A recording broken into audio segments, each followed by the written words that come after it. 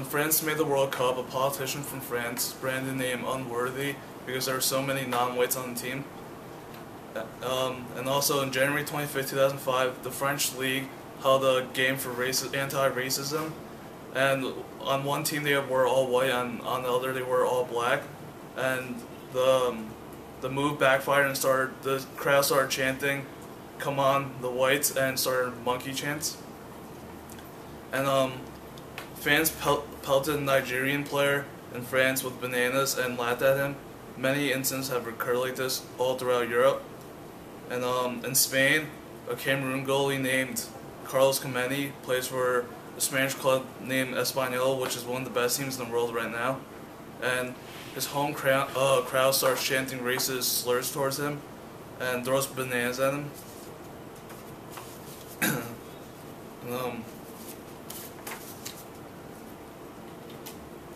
The Spain coach is one of the most respected coaches in the world, and referred to France's best player, Thierry Henry, as a black piece of blank. And he was only fined $5,000, and still to this day he did nothing wrong. And in Italy, Balotelli, a black Italian soccer player, scored Inter's only goal in the draw against Juventus, and throughout the game he was racially abused, and including chants such as "Black Italians do not exist." An African player from Italy has been getting verbally abused for the past 3 years, and one game he couldn't take it, so he tried to walk off with the ball, and the next game the home crowd started chanting, "Peanuts and bananas are the pay for your infamy."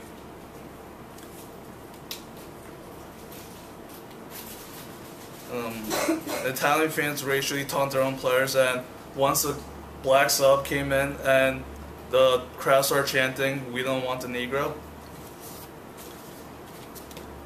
Racism has also led to many incidents of violence. According to Circ.org, racism among soccer fans is a serious problem and often blamed for outbreaks of violence. And one match in Russia, a crowd started chanting racist slurs, and then the crowd started fighting and then left 5 people dead.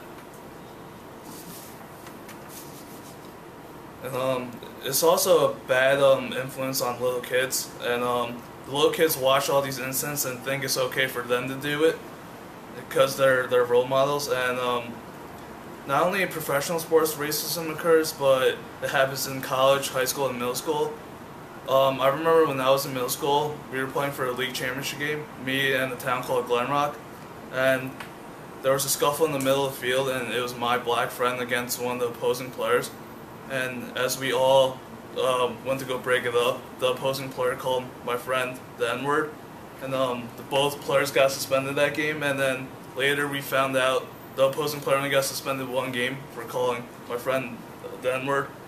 And according to onthepitch.org, there has been many incidents in North Carolina subject of racial and ethnic taunts by other children and parents as well.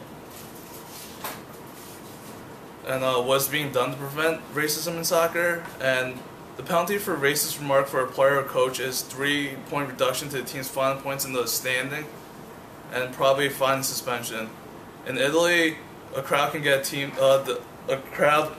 fined and is forced to play home games on the road, and police are still afraid or unwilling to go into the worst sections of the stadium to make arrests. And lately, a recent decline of racism due to "Let's Kick Racism Out of Football," and it's a thing designed to combat against racism. And the issue is taken more serious. A number of campaigns have been launched, including "When Racism Wins the Sport and Loses" campaign in the Netherlands. And in conclusion, all the racism that goes on is killing the pure beauty of the best game in the world. And the issue is not talked enough, and it should be taken more serious. In my opinion, I think the result of calling someone a racial slur should be automatic 1-year suspension, and if it happens twice, it should be automatic ban for the rest of your life. And I think if the crowd starts chanting racist slurs, the team should also lose 3 points, so the crowd would stop chanting racist slurs because it will affect their team's final standing. And that's all. Thank you.